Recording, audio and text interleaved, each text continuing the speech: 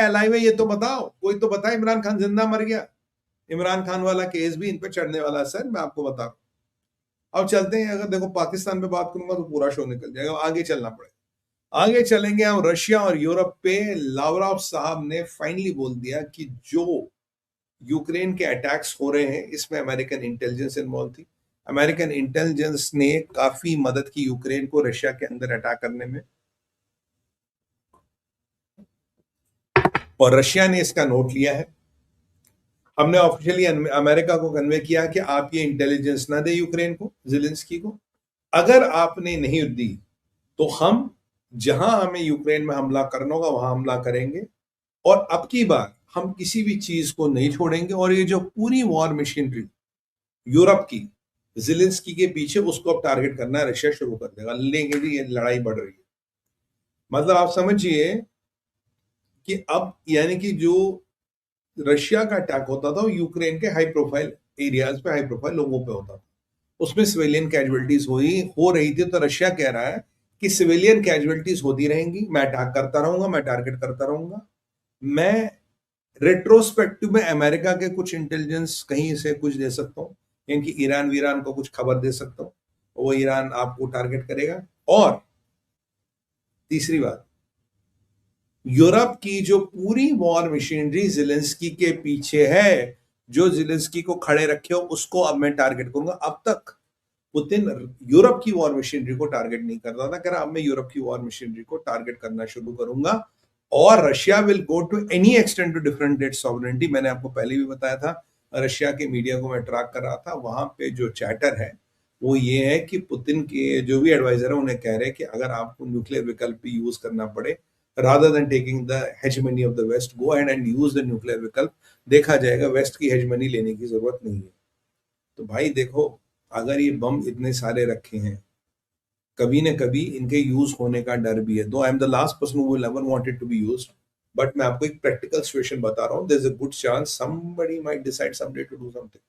इसीलिए ये लड़ाई एस्केलेट हो रही है। It is the high interest of Europe, जिनकी इकोनॉमियां बर्बाद हो चुकी, जिनकी पॉपुलेशन नेगेटिव, जो इस्लामाइजेशन से ग्रस्त है, जो इमिग्रेशन से ग्रस्त है। और कल नितिन याहू का आपने स्टेटमेंट सुना ही होगा, उसने कल आपके यूके को बोला the first country with Islamic bomb is UK. United Kingdom को बोला कि is the first country with Islamic bomb UK. और इस्लामाइजेशन ऑफ यूरोप, इंग्लैंड हो रहा है, and one day it might turn up to be Islamic country. तो वो हम भी जानते हैं, आप भी जानते हैं, लंदनिस्तान तो बन ही रहा है, सादिक खान जैसे शरीफ लोग वहां पे मेयर बने हैं। तो बट अब ये यूरोप की जो सिट्टी पिट्टी है ये गुम होने वाली है, और यूरोप में कोई शक्तिशाली मुल्क बचा नहीं है। And I think even if Mary Le Pen comes, the France can be somewhat trustable. Under Macron, it has started shaking again. तो साहब ये यूरोप और रशिया को डायरेक्ट धमकी दी गई है।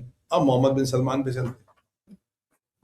अब क्या हुआ कि मक्का अलायंस बनी, हूतियों ने अटैक किया, हूतियों ने खूब सारा फोड़ा मोहम्मद बिन सलमान का इंफ्रास्ट्रक्चर। मोहम्मद बिन सलमान ने अटैक किया इजराइल के साथ, मोहम्मद बिन सलमान ने अटैक किया अमेरिका के साथ। उसके बाद मोहम्मद बिन सलमान ठंडे हो गए, हूतियों ने अटैक बढ़ा दिया, कानी ने आग लगा दी, शिया मलेशिया एक्टिवेट है, तैयब अर्दोगन की ऑयल की डील हो गई है। आईआरजीसी के कमांडर हूतियों को चला रहे। हूतियों ने सऊदी के एक और शिप अटैक किया, आज स्ट्रेट ऑफ हॉर्मोज पे यूके के शिप को अटैक किया। आज अभी अभी पिछले 4-5 घंटे में 2 और शिप यमन के पास अटैक हुए। अब ऑयल सेल आपका खर्ग आइलैंड से लेके, किश्क आइलैंड से लेके यमन तक आ गया है। ऑयल जो बढ़ रहा है, समुद्र में बढ़ रहा है, और अभी अभी एक टैंकर शायद बढ़ रहा है आपके खर्ग आइलैंड के आसपास, पर मुझे नहीं लगता कि अमेरिका के ब्लॉकेड होते हुए वो जाएगा। तो ये टैंकर भी गया, या तो ये फूक जाएगा या पानी के नीचे जाएगा। तो इस टैंकर को ये ईरान भरने की कोशिश कर रहा है, और ईरान की हालत बद से बदतर हो रही। Iran is taking the risk कि मैं टैंकर बनूं, अमेरिका मुझे ठोके और मैं कुछ ना कुछ दिखाऊं, क्योंकि अंदर कोई व्यवस्था नहीं है। तो ओवरऑल मोहम्मद बिन सलमान को एक चीज समझ आ गया भाई, जब 2 अटैक हुए, एक टाइम इजराइल से आता है, एक टाइम आपका अमेरिका से आता है, ठीक है जी। अगली बार पाकिस्तान को बोला, पाकिस्तान दुड़की। आपके तैयब अर्दोगन को बोला, तैयब अर्दोगन दुड़की आया नहीं। हूतियों ने तबीयत से सऊदियों की लगा दी। आप आज भी अरामको की रिफाइनरीज पे कहीं कहीं अटैक किया है, आज भी फिर ऑयल एंड गैस पे उनको अटैक किया, और होती कह रहे हैं अब हम अटैक बढ़ाएंगे, और हम ब्लॉकेड भी होतियों का सऊदियों को जारी है, वो कुछ नहीं कर पा रहे। यूएई का शिप अटैक किया हॉर्मुज़। अब यूएई ने खैर कंडम तो किया उसको, पर मुझे मोहम्मद बिन सलमान की चीज समझ नहीं आया। कल अगर कोलंबिया कहता कि गोलान हाइट्स पे इसराइल का आधिपत्य, तो मोहम्मद बिन सलमान को सऊदी को जो स्टेटमेंट इशू करने की क्या जरूरत थी? अपनी लगी पड़ी है और स्टेटमेंट इशू कर रहे हो इसराइल के खिलाफ। तो अब कल मैंने आपको बताया था कि मोहम्मद बिन सलमान यमन के ग्राउंड फोर्सेस के साथ अटैक करने की सोच रहा है। पर यार यमन की ग्राउंड फोर्सेस के साथ अटैक करके हूती पे कुछ होगा थोड़ी ना, आपको पावरफुल फोर्स चाहिए। और यहाँ अमेरिका और इसराइल दोनों बैठे कह रहे हैं, आपको पाकिस्तान को बुलाओ यार।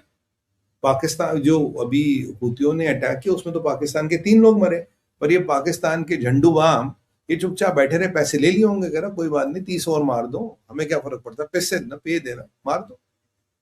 अब हुआ क्या, मोहम्मद बिन सलमान ने अटैक नहीं किया। मुझे लग रहा था मोहम्मद बिन सलमान अटैक करेंगे, नहीं किया। और आज खबर आ रही है कि मोहम्मद बिन सलमान ने बुलाया ब्रैड कूपर को मिलने।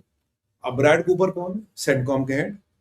तो एक बात बताइए, मोहम्मद बिन सलमान डायरेक्ट बात करते थे हेक्सत से, रूबियो से, या सीधा ट्रंप से? कई बार हेक्सत या रूबियो से भी बात नहीं करता था, सीधा ट्रंप से बात करना मैं नहीं करता यार, मंत्री साथ। आज कहते हैं ना, खसियानी बिल्ली खंबा नोचे, लौट के बुद्धू घर को आए। अब ट्रंप कहाँ, रूबियो कहाँ, हेक्सत कहाँ, आज तो ब्रैड कूपर से बातें कर रहे हैं। भाई साहब आ जाओ, बताओ क्या करना है।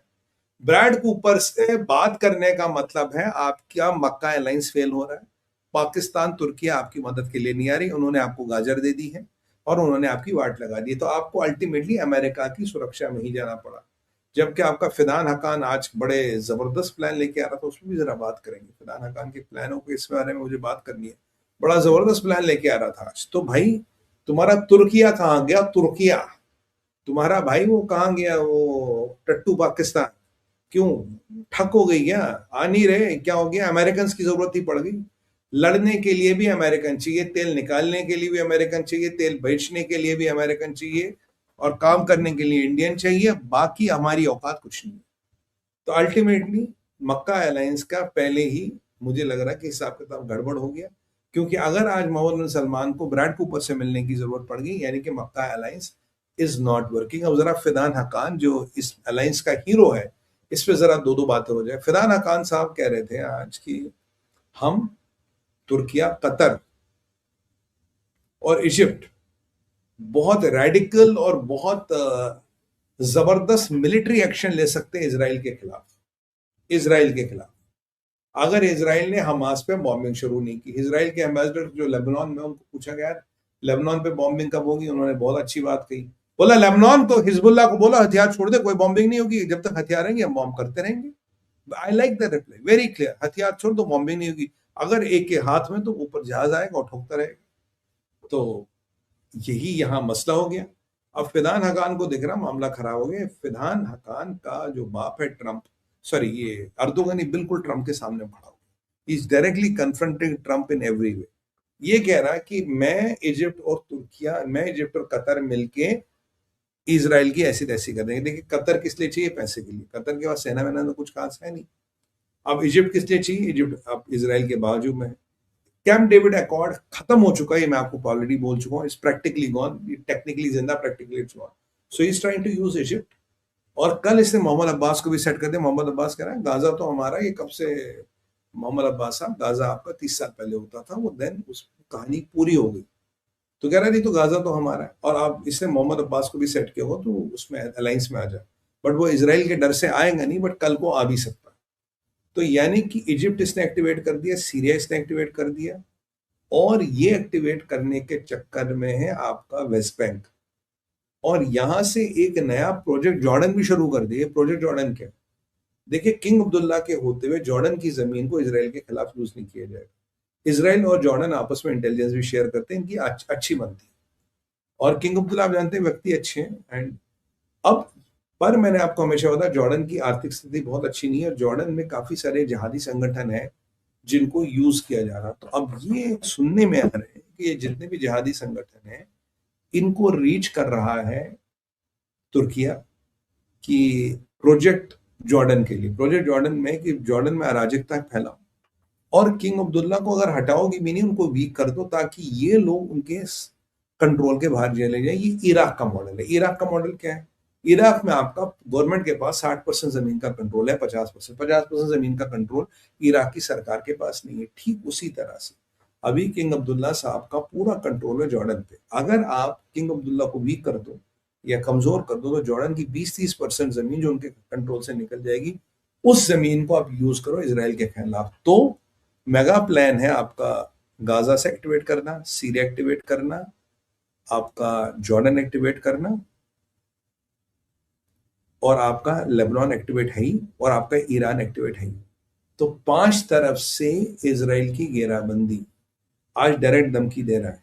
और हाँ, इजिप्ट तो मैं भूल गया था। Egypt, Syria, West Bank, Jordan, Iran, Lebanon, 6 तरफ से इसराइल को घेरने की कोशिश हो रही है। 6 तरफ से। So this is what Farhan हकान is working on. अब ये खुल के क्यों खेल रहा? क्योंकि इसको पता है जो इन्होंने ट्रंप के साथ किया तुर्किया में वो कौन है। अब 6 महीने साल भर तक जिंदगी है या, सुनिएगा, जिंदगी है या राज है वो तो पता नहीं। तो जो उससे पहले करना कर लो। एटलीस्ट एक इस्लामिक अलायंस वलायंस वाला खलीफ वली बन जाए हम, उसके सिपह सालार बन जाए, बाद में जीतना जीतना तो खुदा के हाथ में है। कोशिश तो पूरी कर रहे हैं। तो इसीलिए आज इसराइल को धमकी दे रहा है। इसीलिए मैं इसराइली भाइयों को कह रहा था, you don't have to pick up this war, you have to be very careful, क्योंकि आपके पीछे बहुत लोग लगे हैं। और ये फिदान हकान हाथ धो के पड़ा। और मैं आपको बताऊं, इसराइल से फ्री होगा तो बांग्लादेश और मालदीव भी आएगा ही।